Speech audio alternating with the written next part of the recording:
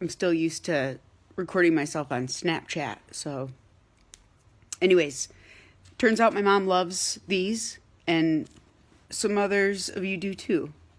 And for those of you who don't, it's not for you. Today I'm going to read a story from the book called How Can I Help? From Ram Dass, believe it or not, and Paul Gorman. It's a book about stories and reflections on service for anyone who works in the helping profession of any kind. I highly recommend this book. There's a lot of stories, as I just mentioned, and they're from people who are anonymous. So I don't know who this comes from, but I do know that it is. It's powerful. So hopefully I'm going to get through this one. But it is longer, so hang in there. It's worth it. It's really sweet at the end. Okay. Here we go. When I lost my vision, I had been very self-sufficient and together. I was raising 5 children. I was working. I was volunteering in my community. I was independent enough to be contemplating a divorce from a bad marriage. I'd even given an attorney $500 just before I had to go into the hospital. I'd begun to find myself knocking things over and stumbling around. I went to an ophthalmologist, then a neurologist, then a radiologist, then a neurosurgeon, and finally a doctor said, "You have a growth in your brain. If you don't have surgery, it will continue to grow and it will take your life." Just like that. The operation took 7.5 hours. The doctor said he almost lost me twice. He'd removed a tumor the size of a hen's egg. All I could see was the faintest bit of light. It didn't hit me until I got home. I didn't recognize myself. I went into the hospital with long hair. I came out with short. I went in at 145 pounds. I came out at 175, wearing my mother's dress. I went in and could see. I left and I couldn't. It wasn't me, and things were bad at home. I couldn't get a divorce now. I was too dependent. I tried to do things for myself, but it often just created more trouble.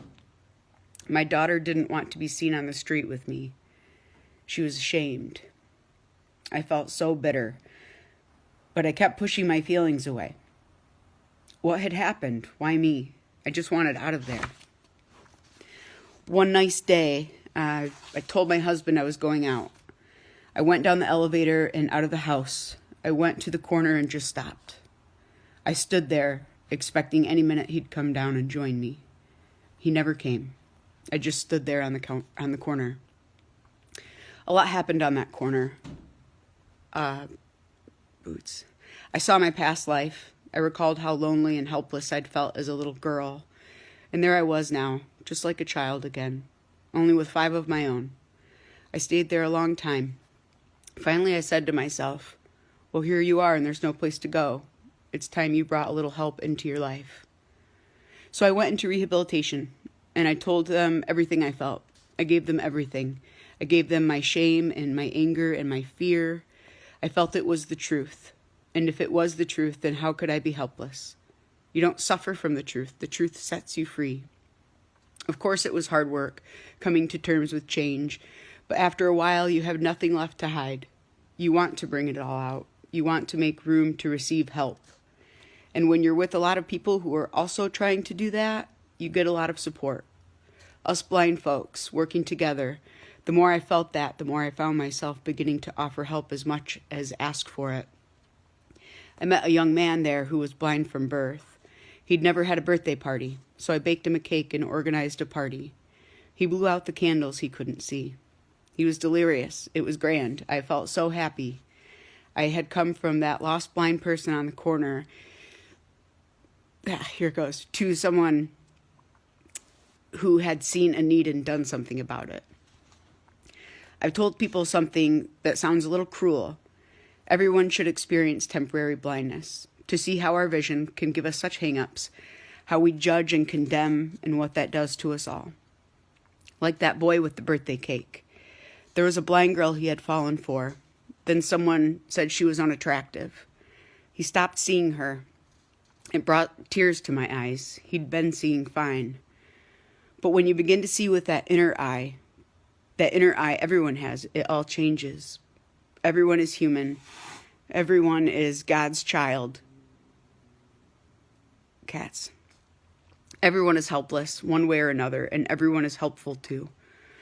We're all here for each other. That's how it is. And we all have something to give, no matter our condition. There are ups and downs, of course. You start blind and reach out. Sometimes there's nothing to hold on to, but you still reach. Then you learn to hold on to whatever you get. Then you find someone's hand and you take it. Then you see you can reach out and hold someone else. Once you start, it all follows. I've seen that. So now, when I work with handicapped people, or anyone really, I find I have a special understanding to share. That's really all I have to offer. It's hard to put it into words. It's just, I understand. That's all. And yet, as sure or secure as that may sound, I don't think you're ever really secure. What is security? You can lose it in a flash. I know, and I still get shaky. So I have a little prayer. That the Lord send me someone to help me along the way on my subway journey every day. And that He'll send someone I can share my faith and strength with too. Both things. That's how I set off to work, and it usually happens. Whew.